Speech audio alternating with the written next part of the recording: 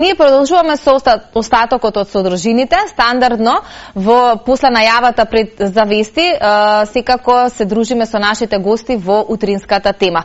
Она што одлучивме да зборуваме денеска или малку повеќе да дадеме совети, апели за тоа како правилно треба да се грижите за своето здравје, кога станува збор за кожата, за промената на бенките и се разбира за како да се однесуваме можеби правилно со сонцето, кое што сите ние го сакаме, но од друга страна пак може да биде и многу штетно. Денеска на оваа тема со доктор Весна Плјаковска, инаку специјалист по дерматовенерологија. Доктор Весна, добро утро. Убав почеток на овој нов работен ден и добре ни дојдовте. Благодарам, убав ден и за вас. Темата е доста актуелна и особено месец мај е нели месец за покренување на свеста. Меѓутоа, генерално не треба да се зборува само нели во овие мајски денови за оваа проблематика, иако можеби нели во насока на доаѓањето на летото и високите температури, сонцето кое што ќе го имаме се почесто и почесто, и тоа како треба да апелираме до граѓаните. Но пред се ќе ве прашам какви се активностите за овој месец, со оглед на тоа што имаме одбележување нели на целиот овој месец мај, какви се активностите кај вас и каква е свеста на граѓаните, бидејќи постојано од година во година зборуваме, ама дали имаме подобрување на или покренување на свеста кај граѓаните?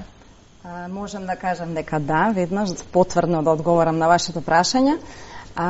Ова година ние традиционално, практично 9-та година поред во нашата болница Аџибадем Систина, на оделот за дерматологија, по 9-ти пат организиравме акција на бесплатни дермоскопски прегледи, при што вклучивме 200 бесплатни прегледи.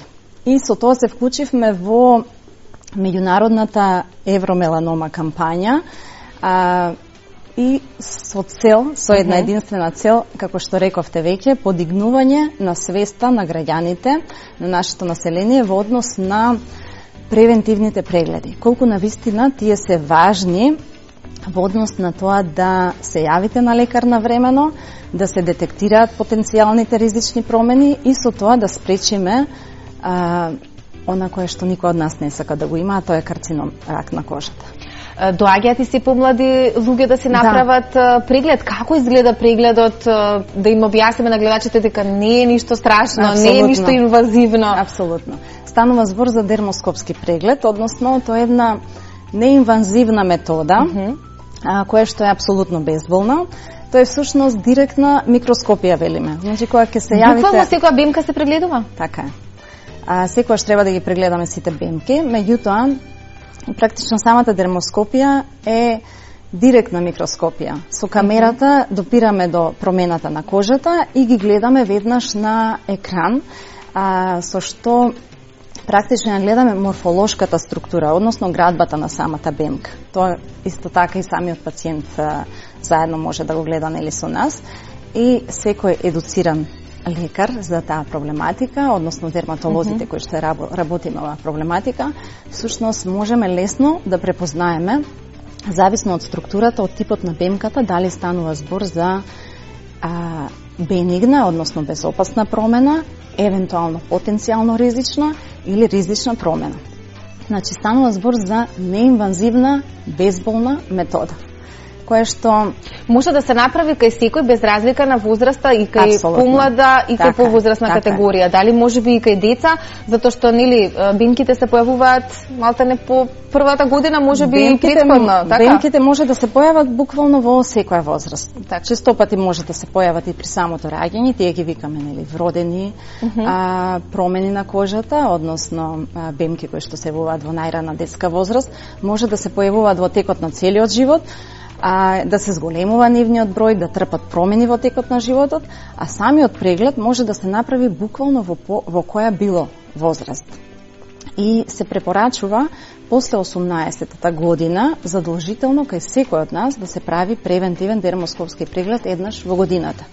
Дечињата вообичаено ги прегледуваме доколку видиме кај нив некоја поинаква почудна промена, да, и тоа е вообичаено мир и спокојство за родителите, нели? Да, тие да бидат мирни. Така е. Ајде некоја дефиниција да дадеме за тоа што се бемките, како се создаваат. Јас сум сигурна дека луѓето од година во година, веројатно на своето тело, од време на време ќе си приметат по некоја нова бенка. Така. Колку е тоа нормално, очекувано? Дали е тоа во зависност од тоа колку време во текот на годината сме изложени на сонце? Како да се однесуваме во смисла со бемките, нели? Односно, што се тие на нашето тело? Бемките се буквално нормален дел од појавата на нашата кожа. Тоа се всушност збир или гнезда на пигментни клетки, односно на меланоцити на едно место на кожата. По број може да бидат, значи, да варираат, практично може да имаме луѓе со 5, 10, 40 бемки, 100 бемки. Бојата нивна исто така може да менува или да биде со различен колоритет, така да имаме посветли, потемни бемки. Истите тие може да бидат буквално бенигни или нормални, велиме, промени на кожата и со текот на времето понекогаш можат и да трпат одредени промени во одредена возраст, што не значи дека се влошуваат. Меѓутоа треба да се следат во секој случај. Апсолутно, следењето на бемките практично ни укажува на тоа дали таа промена која што се случува е нормална или е потенцијално ризична. Како ете можеби луѓето лаички кои што нели не се разбираат, но сите ги имаме бенките, да приметат дека таа промена треба веднаш да ги однесе на доктор, затоа што имам чувство, ќе ме поправите ако грешам, луѓето нели ние ги советуваме да појдат и на гинеколог еднаш годишно и на многу други во многу други сегменти од нели медицината, меѓутоа имам чувство дека не толку често во својата агенда знаат да си напишат или да се закажат преглед кај дерматолог за да си ги прегледаат бенките. Од друга страна споменавме многу едноставно, не е болно и не одзема многу од времето, но нели малку треба едукација на тоа поле. Токму и затоа се и овие, значи, кампањи кои што ги правиме и се вклучуваме во нив за да го едуцираме своето население и да ги поттикнеме за самосвесноста, односно за односот кон сопственото здравје, грижата кон сопственото здравје и поттикнување на овие превентивни прегледи. Само прегледот кој што секој од нас би требало нели да умее да го направи, во однос на бемките би бил следен. Постои едно општо познато нели правило кое што исто така ние секогаш сакаме да го пренесеме на нашите пациенти или на нашето население, а тоа е она познатото ABCDEF правило, кое што е акроним од првите латински букви и кое што не насочува на едноставен начин да направиме проценка самите на своите бемки, дали тие бемки се нормални или евентуално трпат некаква промена. А тоа се однесува на според буквите, значи на сите параметри од типот на симетрија, односно ја наблюдуваме бемката дали е симетрична, дали е правилна, дали нејзините граници се исто така јасни или се можеби назабени се менуваат, дали диаметарот, односно големината се менува со текот на времето, вообичаено оние кои што се над 6 мм практично се потенцијално ризични. Понатаму колоритетот или бојата на бемката. Со текот на времето рековме дека понекогаш бемката може да ја менува бојата и тоа е еден од знаците, значи да се јавиме на лекар. Исто така промените во однос на зацрвенување, чешање, одредено перутање, прокрварување на бемката, или изголемување на незиниот раст над ниво на кожа. Значи се тоа знаци кои што секој од нас би требало да умее да ги препознае, да ги забележи и тие се практично поттик за да задолжително се јавиме на дерматолог, односно да се направи тој преглед, дермоскопски преглед, кој што веќе пак ќе направи прецизна, децидна дијагноза и на некој начин ќе завземеме правилен став кон тоа и ќе го дефинираме проблемот дали вистински постои или сепак се тоа беззначајни тековни промени кои што можат во одредени до некаде се може би и нормално. Така е, затоа што постојат одредени состојби кои што како например за време на бременост, заради поттикнување на хормоните, кои што нормално нели се менуваат кај трудниците, поттикнувањето на меланостимулирачкиот хормон исто така е поттикнувач на меланинот, односно на пигментот, и затоа за време на бременост понекогаш имаме и промена на самата бемка, што не значи дека таа се влошува. Едноставно е нормален процес на промена. Дали тоа се случува и во процесот кога потоа мајките се доилки, бидејќи тука хормоните играат улога? Вообичаено се за време на бременост, да, заради тој меланостимулирачки хормон, така е. Да. Понекогаш имунокомпрометираните пациенти, луѓето кои што имаат намален имунитет, значи или се со некакви потешки општи состојби, трансплантации одредени или други потешки, да кажам, состојби кои што го нарушуваат имунолошкиот систем на организмот, исто така може да бидат поттикнувачи на промената на бемката, таа да се промени во својот облик, меѓутоа да не значи дека е навистина сериозно промената и дека е нешто опасно. Да. Да. Велите еднаш годишно е сосема доволно да се направи веројатно, а ако има некакви промени, понатаму треба да се следи состојбата и многу почесто. Еднаш годишно е она кое што тежнееме и мислам дека веќе стигнуваме до тој степен да ја разбудиме нели свеста и да создадеме некоја таква навика кај граѓаните, односно здравствената култура да ја подобриме на своите граѓани, а тоа еднаш годишно да се јават на дермоскопски преглед, односно тој да биде вклучен како и другите редовни прегледи кои што ги препорачуваме за целиот организам, како што ќе се јавиме на стоматолог или како рековте на гинеколог и така натаму, зависно нели од полот, од возраста, имаме предложени прегледи кои што би требало секој од нас да ги направи, така да дермоскопијата треба да ја вклучиме задолжително еднаш годишно. Меѓутоа, при тој дермоскопски преглед, значи кога ќе го направиме дермоскопскиот преглед, практично кога ќе ги дефинираме бемките, промените, дека тие се нормални, веќе може да кажеме се гледаме следната година. Доколку секако со потенцирање дека доколку самиот пациент забележи нешто дека во меѓувреме се променува, таа контрола би ја направиле и порано. Во ситуација каде што самиот лекар ќе препознае дека постои некаква атипична, велиме, или диспластична промена, односно бемка која што е поинаква, во тој случај одлучуваме или да ја следиме во пократок временски период, или следат до исследување, односно до испитувања од типот на биопсирање или вадење, отстранување на таа бемка. Така, ние сме во пресрет на летото. Во овој месец мај зборуваме и за покренување на свеста, зборуваме и за тие бесплатни прегледи, за тоа дека се поголем број на граѓани се свесни дека треба да дојдат и да си ги прегледаат бемките на своето тело. Меѓутоа, кој е идеалниот период од годината? Дали можеби баш ова време кога сме во пресрет на летото, кога не е се уште толку многу топло, иако сонцето, UV-зрачењето и така натака, нели, во поголема или помала мера се сепак присутни во текот на целата година. Што велите или кој е советот? Јас секогаш сметам дека е подобро да биде тоа баш затоа избран нели мај месец како период од годината, а дека е секогаш подобро да го направиме во овој период тој преглед, затоа што знаете тогаш е она на некој начин потенцирање на важноста на внимателно однесување на сонце, подсетување како треба да се однесуваме, како правилно, како паметно велиме да се однесуваме на сонце, и затоа е добро да го направиме тој преглед пред годишниот одмор, односно пред посилно експонирање на сончевите зраци.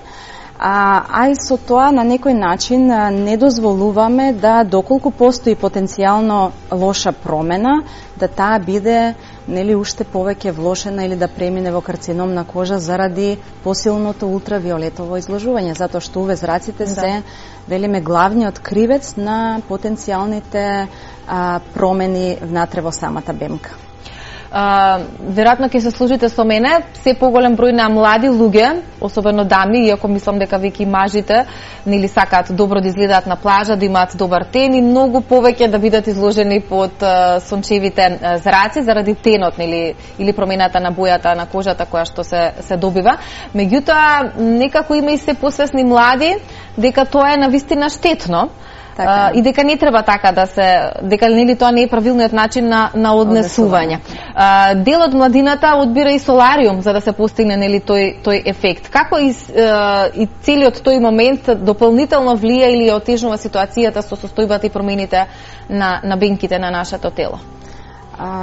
Прекумерното изложување на сонце, одењето во солариум. Како што споменав и пред малку, значи прекумерното изложување на сонце, значи прекумерно изложување на ултравиолетовото зрачење. Со текот на годините знаеме дека заради, за жал, озонската дупка, која што е, нели, велиме, се поголема и можноста UV зраците да допираат многу полесно до земјата, практично колку помалку се изложуваме, односно колку повнимателно се изложуваме, го намалуваме и ризикот од тие штетни влијанија на UV зраците. Од друга страна, солариумите, кои што на некој начин се и вештачко емитирање, нели, на истите тие зраци и добивање на потемнување на тенот, веќе во многу земји се забранети, а особено кај луѓе под 18 години. Така да, јас дефинитивно сум дека сум и дел од, како што верувам дека би се сложили и сите мои колеги, од тоа да не препорачуваме, едноставно не препорачуваме изложување на солариуми и препорачуваме внимателно, паметно однесување на сонце. Тоа подразбира да не се изложуваме меѓу 11 и 3 часот напладне, кога UV зраците се најсилни. Да носиме механичка заштита, секогаш односно да бидеме лесно облечени, и при тоа да нанесуваме заштитни креми со повисок фактор, кои што исто така придонесуваат во блокада на навлегување на UV зраците на кожата. И со тоа, нели, спречуваме ризик. Очите исто така треба да ги заштитуваме со тоа исто така важен дел да се потенцира, така, затоа што знаеме дека пигментот, густ пигмент имаме практично. Ние мачкаме крема на тело, ама дали носиме добри очила? Треба и на тоа да се внимава, значи заштитни капки, заштитни капи, односно шапки, заштитни очила, да бидеме лесно покриени, така да најумно би било да се изложуваме утренски и попладне со сите овие превентивни мерки. Особено би апелирала да внимаваме кон најмладите. Реков дека кај дечињата практично прегледот на бемките го препорачуваме секако и тој може да го направиме во било кое време, затоа што апсолутно немаме никаква штета од истиот, но децата се онаа категорија која што најмногу треба да ја заштитиме при изложување на сонце. Затоа што до 7-та година имунитетот, имунолошкиот систем на кожата, практично како најголем орган, е се уште многу слаб. Тој не е доразвиен и тогаш кожата е најмногу изложена и подложна на горење, а изгорениците, односно фотооштетувањата на кожата се оние кои што ги даваат последиците во текот на животот подоцна.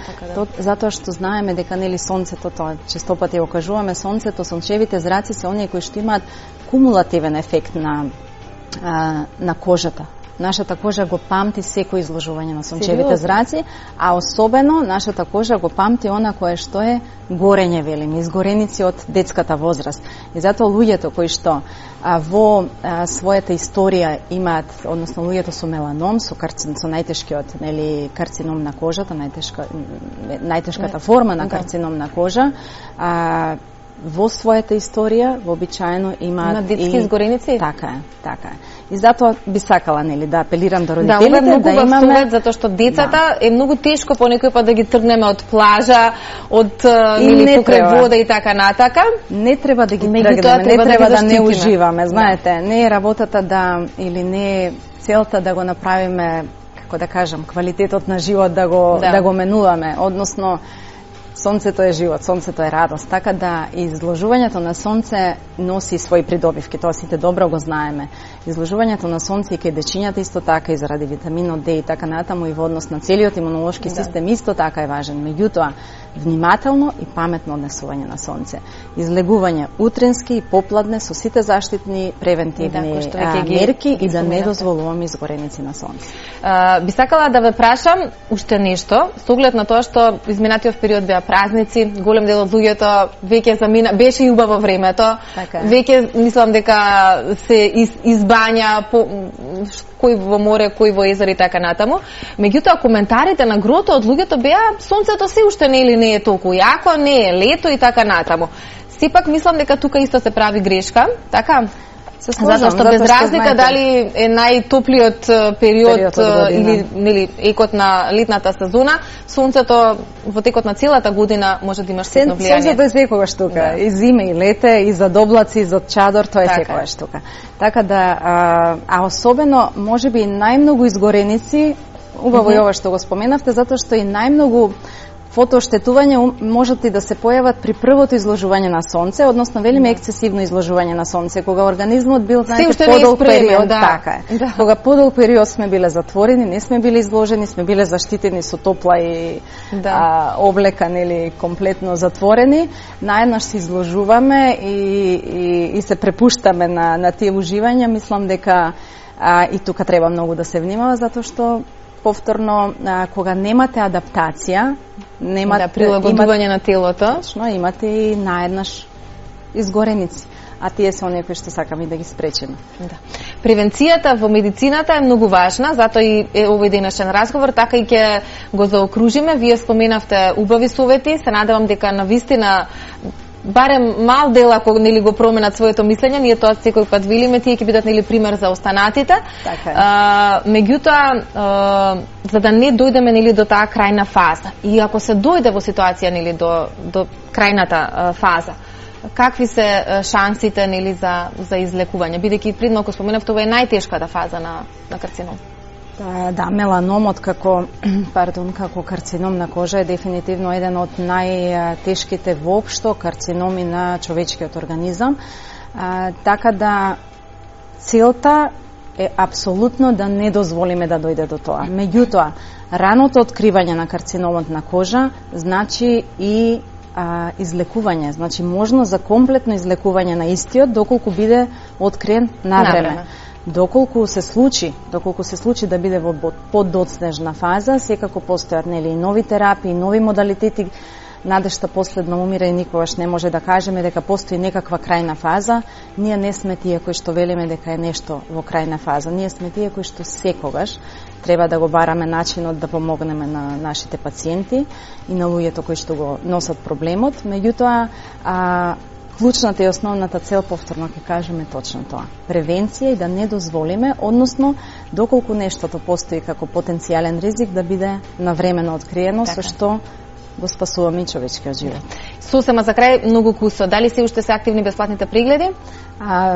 Не во моментот, меѓутоа, ние ги правиме значи во еден ден. Оваа година, мислам дека веќе споменав, прегледавме 200 пациенти во акцијата на бесплатни прегледи, така да Добро, ние само ќе ги мотивираме граѓаните и оние кои што не гледаат да си го закажат својот преглед на бимки, да направите еден дерматолошки преглед за да бидете нели во тек со својата состојба. Доктор Весна, бевте одлична соговорничка, ви благодарам за тоа што ни го разубавивте утрото овој ден. Благодарам и јас, ми беше чест навистина и пријатно во вашето студио. Ви благодарам. Ви благодарам. Се надевам дека овие совети стигнуваат до вистинското место и дека навистина ќе си го закажете вашиот преглед на бимките уште во овој момент или барем денеска.